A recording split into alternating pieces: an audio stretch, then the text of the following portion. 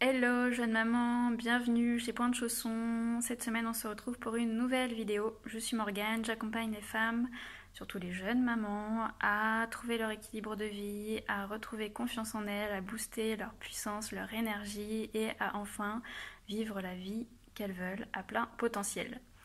Voilà.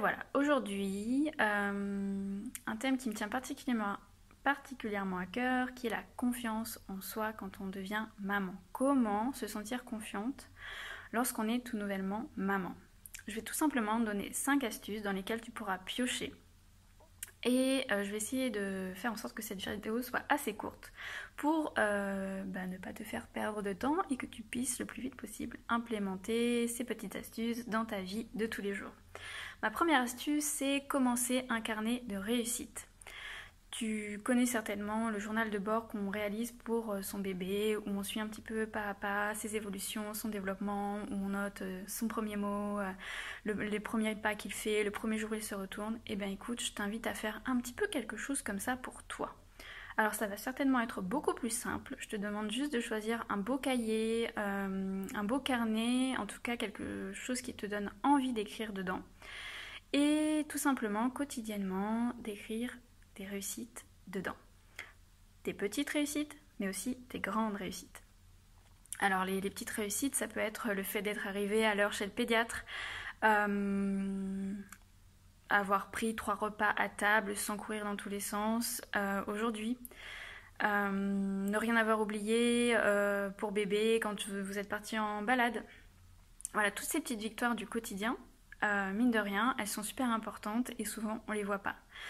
Et puis tu peux aussi écrire tes grandes réussites, comme avoir créé ce magnifique bébé et l'avoir mis au monde, par exemple, au hasard. Mais il y en a sûrement plein d'autres, des grandes réussites.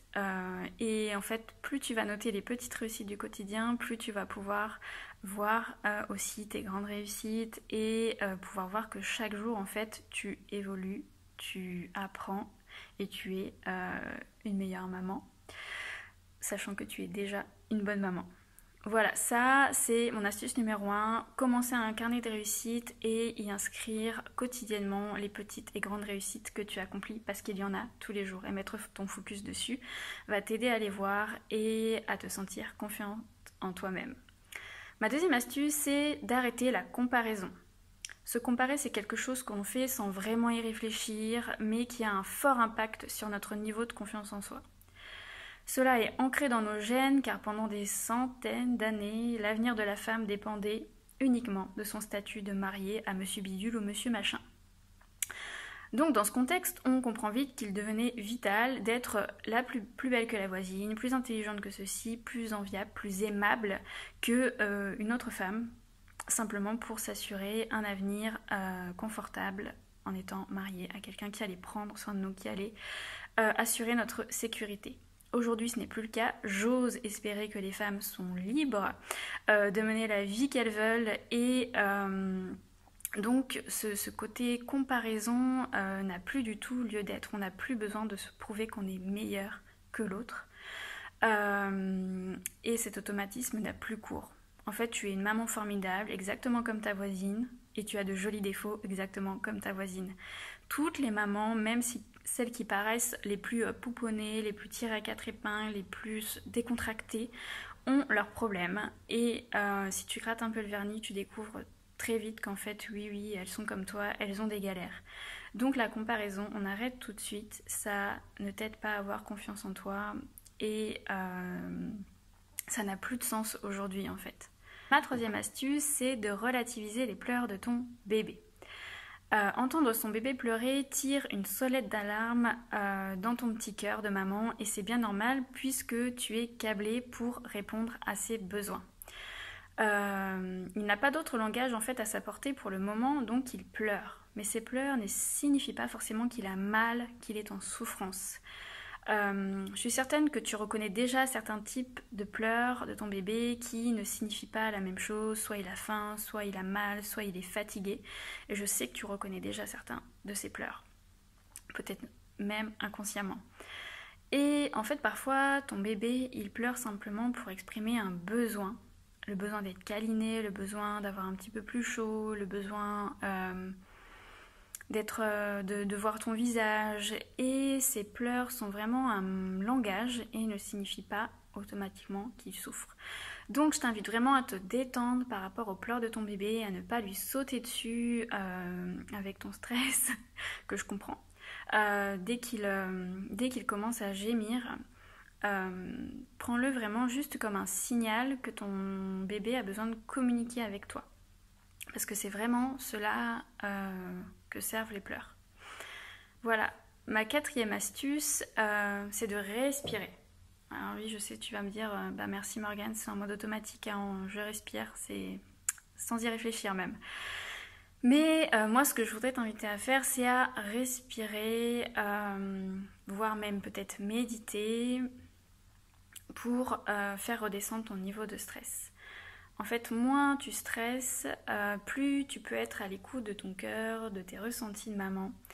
Et plus du coup tu sais ce dont tu as besoin, tu as confiance en toi, tu gères mieux les situations. Donc abaisser son taux de stress, c'est vraiment important pour booster sa confiance en soi parce qu'on tout simplement on n'est plus capable de répondre aux situations qu'on a devant soi si on est moins stressé.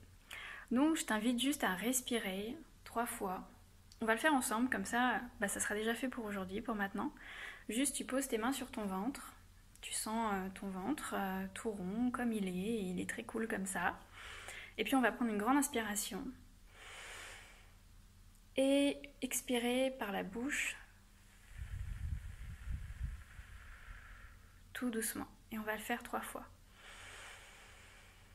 Tu peux fermer les yeux si tu veux, inspire profondément. Expire doucement par la bouche. Une dernière fois. Inspire profondément et expire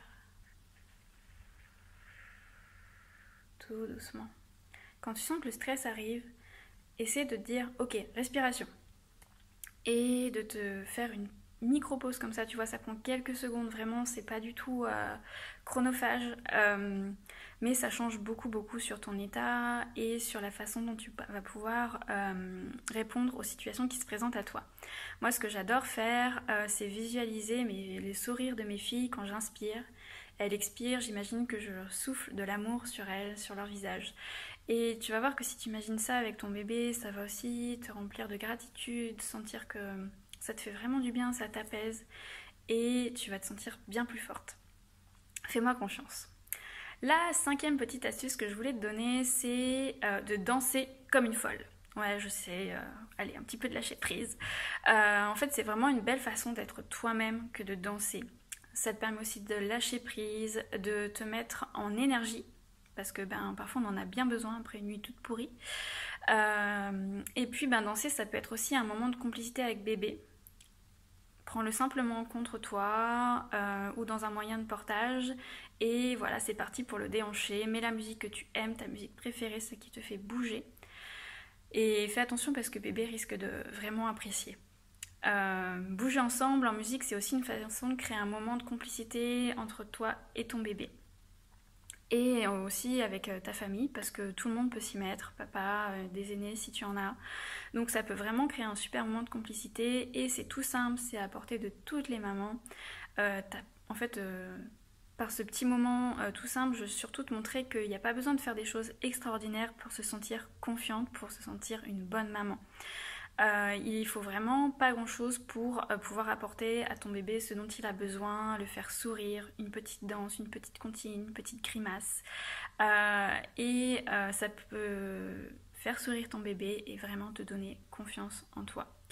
Tu es capable de grandes choses à travers la multitude des petits gestes quotidiens que tu mets en place. Ça, c'est vraiment un message que je veux te donner aujourd'hui, c'est que toutes les petites choses que tu fais au quotidien sont véritablement de grandes choses parce qu'ils te permettent d'accompagner ton enfant, de le faire grandir.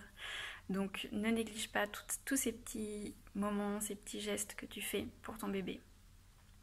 J'espère de tout cœur que ces astuces t'apporteront la confiance en toi à revendre. On n'en a jamais trop, contrairement à ce qu'on peut nous faire croire. Alors, quelle astuce vas-tu choisir de mettre en place cette semaine? Est-ce que tu en pratiques déjà? Est-ce que tu as déjà des petites pratiques qui te permettent de booster ta confiance en toi? Si tu as du mal à t'y mettre et que tu sens quand même le besoin de booster ta confiance en toi, rejoins un cercle maman-bébé. C'est vraiment tous ces ingrédients-là que je viens de te citer qu'on met en pratique dans les cercles maman-bébé pour booster la confiance en soi des jeunes mamans et tisser un lien plus fort avec ton bébé. En fait, on t'y célèbre, toi, tes réussites, comme tu es aussi dans tes failles. Il n'y a aucun souci. Tu viens comme tu es et tu seras accueilli dans le non-jugement et la bienveillance. On y danse aussi dans les cercles maman-bébé. On s'y relaxe. Il y a vraiment des bons moments de lâcher prise, de détente. Et on porte un regard bienveillant sur toi, sur les autres mamans qui sont aussi en devenir. Et je mets toujours beaucoup, beaucoup de douceur à faciliter ces cercles maman-bébé. Donc si ça te tente, rendez-vous en bio pour plus d'infos, pour t'inscrire si le cœur t'en dit déjà. Et n'hésite pas à m'écrire en message privé pour toutes tes questions. Je me ferai un plaisir d'y répondre et de te guider, que tu décides de rejoindre un cercle ou non. Je t'embrasse fort, je te dis à très bientôt.